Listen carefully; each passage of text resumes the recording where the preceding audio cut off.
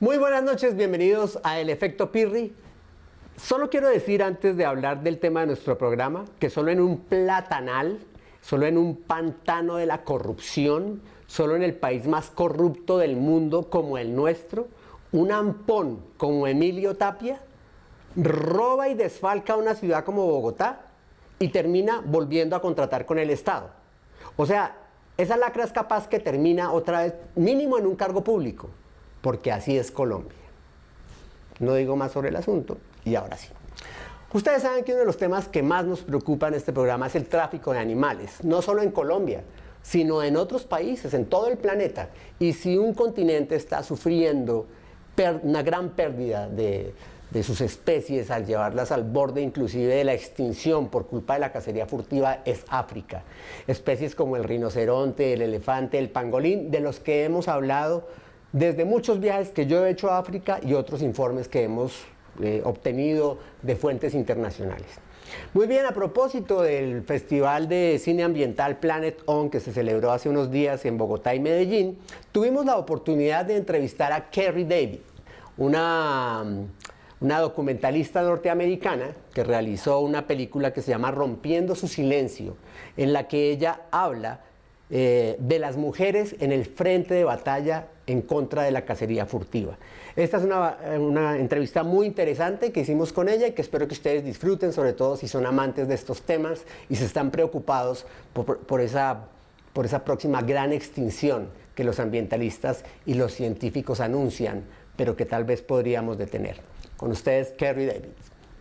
Good morning, Kerry. Thank you very much for this opportunity and this interview. To start this conversation, your work was really touching for us because we love these issues and because we've been in this part of the world. We saw in one part of the documentary that you must cancel your visit to the Congo for security reasons. Yes. By coincidence, we've been in the same area in Congo just a few days before the kidnap of the English citizens and the murder of the rangers. Wow. And this is not our first visit to Congo. So for us, it's really hard to confront this kind of violence and kind of danger that the fighters against pollution experiment in Africa every day. Yeah. This was maybe the moment when you feel more this kind of danger, or was another moments in the realization of the documentary when you realize that this is a work of life and death? Yeah, it's an interesting question, Pirry, because it's looking on this side from America, when you're planning a trip, you think you can plan for all the things that are going to happen, but you have no idea until you land in Africa exactly how things are. And there's a very wild feeling about being out in the bush in Africa, a very unsafe feeling, and you really have to get to grips with that fairly quickly, or you might as well go home. So I wasn't scared. I was actually quite relieved, because we did have someone on the ground who was looking out for us and said, he knew how much I wanted to go there, and I know that if there was even an ounce of ability for us to go there, that he would have allowed it. But the fact that this very experienced ranger shared with us that it was too dangerous, it was calming for me. It made me think, okay, I'm not going to push against that. And so, we pivoted. And you asked me if I had been scared on the journey. I'm an adventurer. I love the adrenaline rush. So I think scared is a strong word. Ironically, when the two Spanish documentarians were murdered recently and the ranger making a documentary about anti-poaching, I think probably that was more of I felt so much for them, because the beauty of Africa, you're there capturing it. Sometimes you can forget about just how dangerous it is, and they lost their lives, another casualty for this poaching war. So, it was tempered when we were scared and when we weren't, but we're never too scared to continue.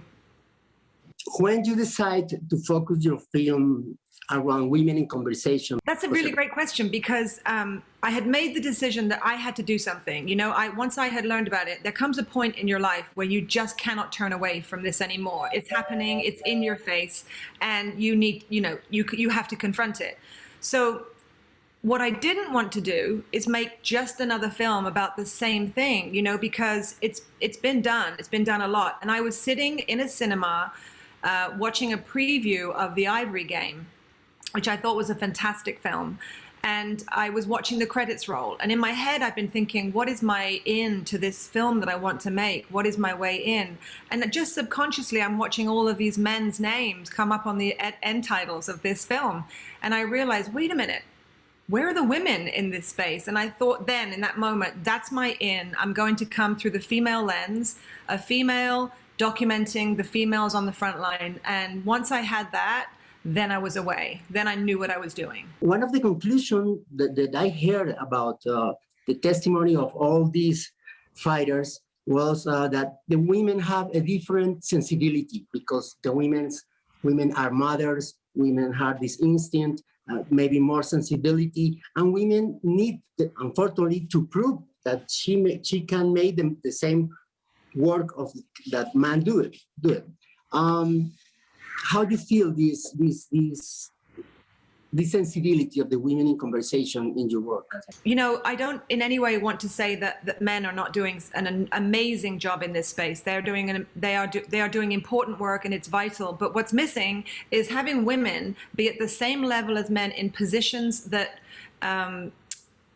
actually can have some effect on the ground. So it's not that the women aren't there and doing a great job, they are, but they aren't being invited to the table where they can make policy, where they can really make change, and that's what's needed. So in that respect, I felt that when I met them, they were brave and courageous, but they were even more courageous than men in that they were willing to be vulnerable with me, because I wanted to get past the barrier of what they present to us. And I wanted to say, but what's happening in here when you're seeing these animals that are tortured as they're slaughtered just for their horns, that we all know have no value whatsoever. Medicinally, only on the black market, they have great value.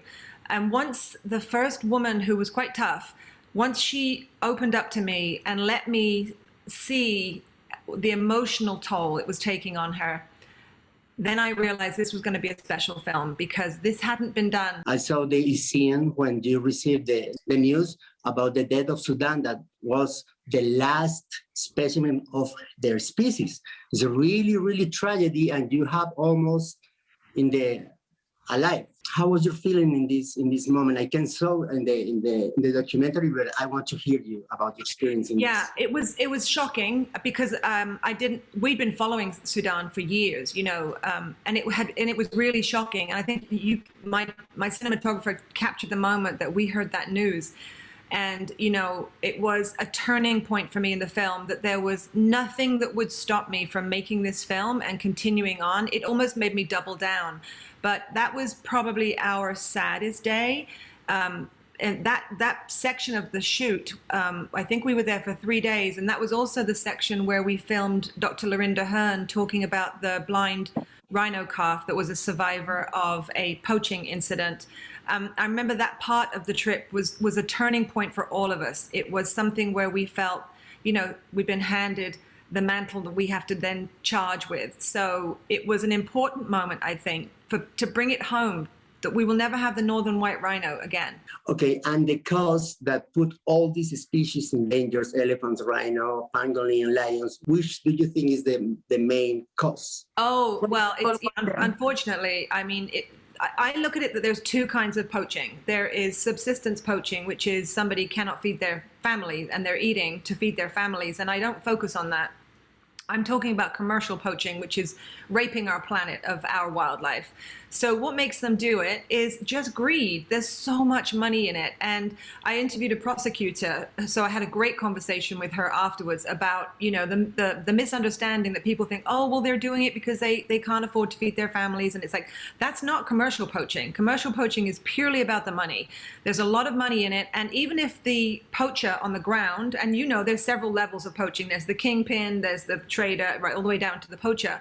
But even if he goes to jail for 5 years, it's worth it to him, because the money that he would have made on that particular poaching incident will feed his family for the rest of his life. He won't make that kind of money anywhere else. I said to each one at the end of my interviews, I'd say to them, what would make you stop doing what you're doing? And they all said, nothing. Nothing would make me stop. I mean, they're heroes. They're such heroes to me that they risk their lives. They follow the courage of their convictions. And and they live, you know, their lives are frightening in sometimes, but I think that they're living lives of passion. They're on purpose, and they get up each day with a zest in their step, and not everybody can say that around the world. As a storyteller, I have this confrontation with myself when we made this kind of work, and is almost all the stories about this work are sad stories, and it's difficult to tell this story and don't let in the persons this dark feeling that maybe there's no solution.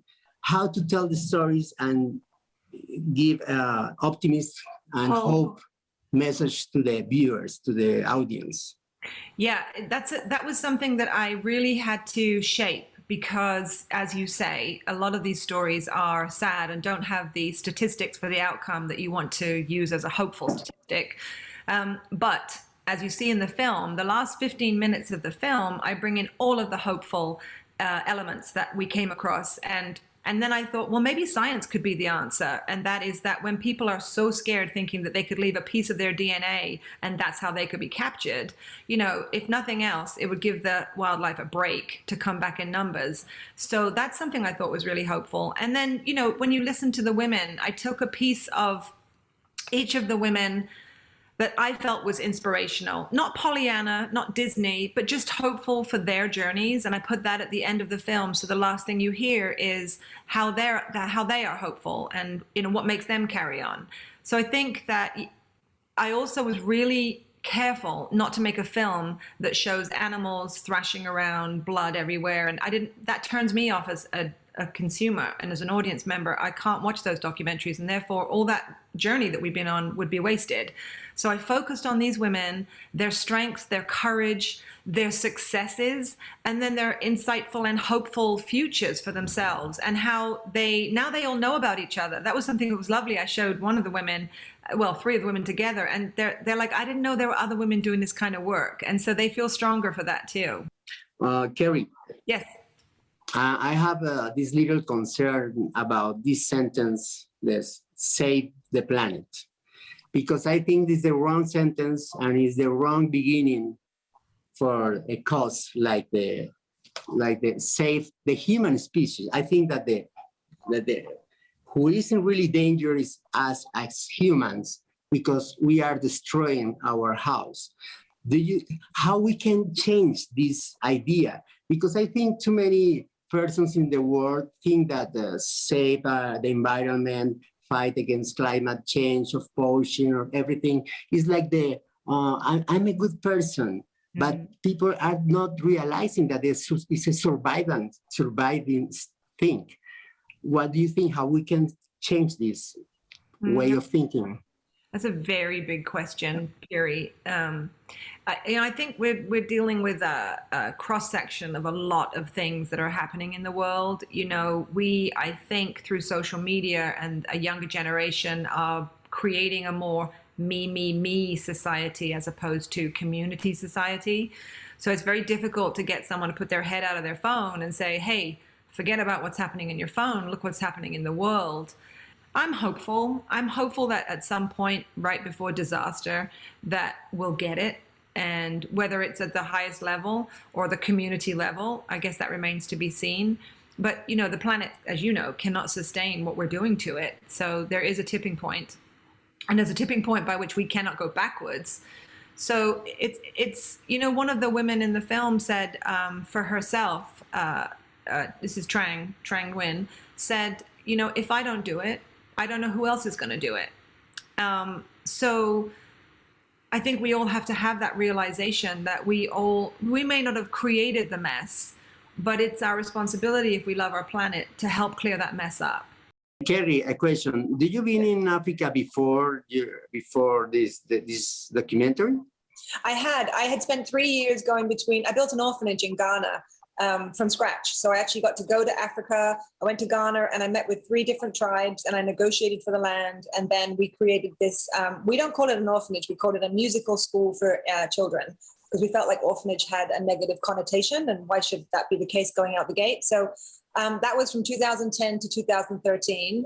I do have a cold. I love Africa so much. I've been to many different countries within Africa, but never as committed as to when we were doing Breaking Their Silence. You know, we spent a lot of time.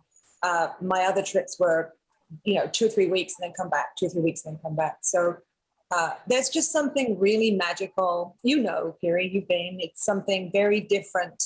The feeling you feel like alive when you're in Africa. Because you could feel like you could be dead any moment. It kind of makes you appreciate your life.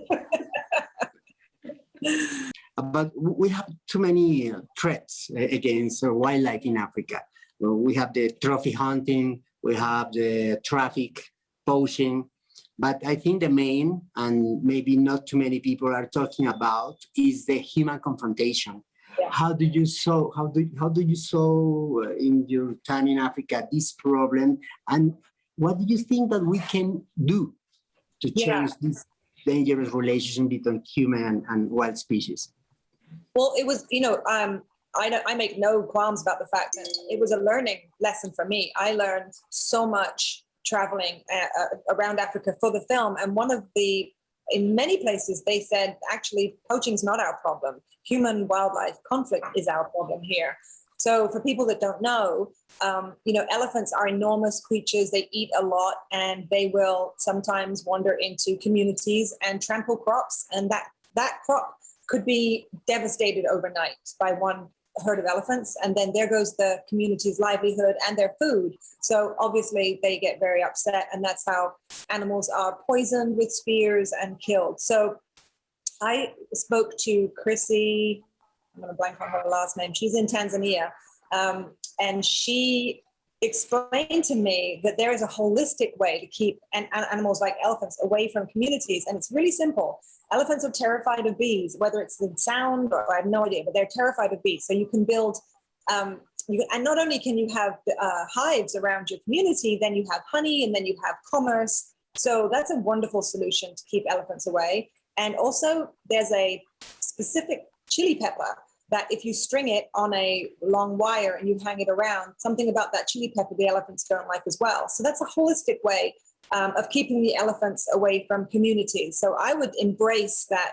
I'd love to fundraise and put those kinds of fences up everywhere where it's a current red alert emergency right now.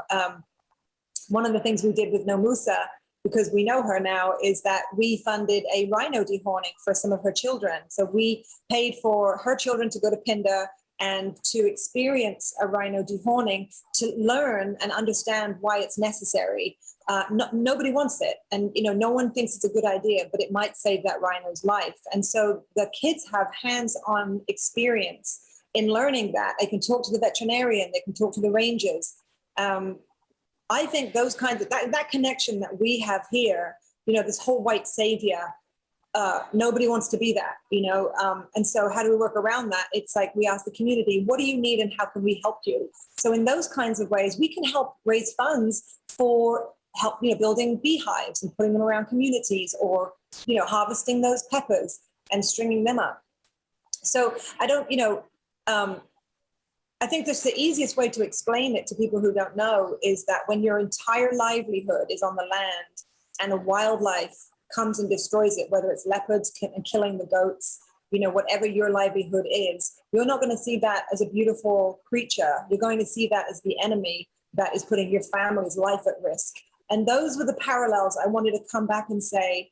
I was, one of the things I was so stunned to learn, and it might have been from Nomusa, was that, because it doesn't occur to us here, was that for the most part, children in Africa, men and women, they don't see rhinos. They don't see elephants in the wild, because where are they? They're on the game reserves where only rich white tourists can come and visit. So that was a massive eye-opener for me. And one of the women shared with me, like, we don't understand why you're sending so much money to help an animal that we will never see, but you're not sending money to us so that we can feed our children. And that blew my mind, because we don't have that knowledge here. We just think that they know what we know. But of course, how could we put that on them? We have to go there and learn for ourselves. So learning that was part of changing how we run our nonprofit, which is that We want to support the communities every bit of the wildlife, because the wildlife will only survive if the community prospers and survives alongside. Okay, here in Colombia, we live in, I think we are the second richest country in biodiversity in the world. But majority of the people maybe know that, but they can see it. They never go out of the cities. There's a lot of poverty and inequality and bad distribution of the richness. And we are the third world country with a lot of problems like the countries in Africa. What do you like to say to the young people that maybe sometimes lose the hope or think that maybe these things don't gonna change about the future of this home that we call planet? You're asking me very hard questions, Pirry.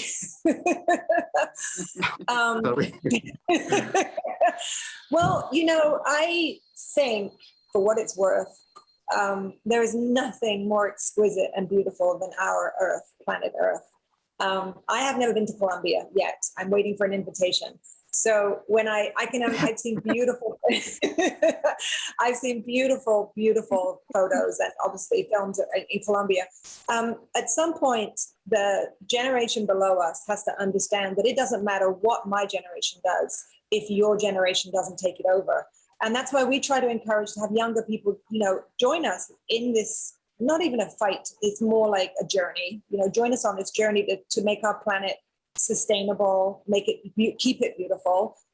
You know, I guess maybe national pride is I'm sure Colombians are proud people. And if you can share how much the world looks at your rainforests and your abundant wildlife and envies it and loves that it's there, but it's disappearing and it's on their watch, you know, ultimately I'll die. And then who's going to take it over from me? So it's imperative that we get younger generation to care about their homeland and to care about, this is the problem with social media too, you know, you want a younger generation to care about their homeland, but also to care about the same generation in Africa, any continent around the world. Because again, it comes back to us, we are one, we're not separate from each other. We are all one, we are all connected. Maybe education in schools have to embrace that, you know, that we've got to start teaching that we're all one and we're not separate. And this greed that has taken mankind by the throat, you know, everything is about money, everything is about greed and merchant and cars and jewelry. We need to shift that. I don't know how, I wish I did, but maybe education is a start. Kerry, yeah, we almost finished. So first, I want to say thank you again and congratulations. We really love your job. And I'd like to give us your big conclusion of this documentary, your personal big conclusion, and some reasons for the people have to see it or to invite you to invite them to see it. First of all, I want to thank you, Pirry, for the work that you do in this space. It's a very difficult journey and that you take it and you are doing such an incredible job sharing what you learned. So thank you for doing that. And thank you for inviting me on today to talk about breaking their silence. My reasons for why your audiences should watch Breaking Their Silence, Women on the Front Line of the Poaching War, is because it is a journey of learning. I went on a journey and I learned all about the poaching crisis, yes, but more importantly, I learned about the human spirit. And I learned about finding the goodness in maybe sometimes situations that don't look so good. And these women will inspire you. They will make you laugh. You will cry with them and their journey, and you will feel their pain, but you will feel their triumph. And I hope at the end of the film that it causes you to want to get up and do something. It doesn't have to be a big something, but I hope the film inspires you, dig within and say, I want to be a part of this fierce army for the planet's good. That's what I would say to your audience. Okay, Kerry, thanks again. It's a pleasure to meet you even in the virtuality. Maybe someday in person. Maybe someday we can have you in Colombia. And we have no more words for you than thank you and see you soon. Thank you so much. Thank you so much.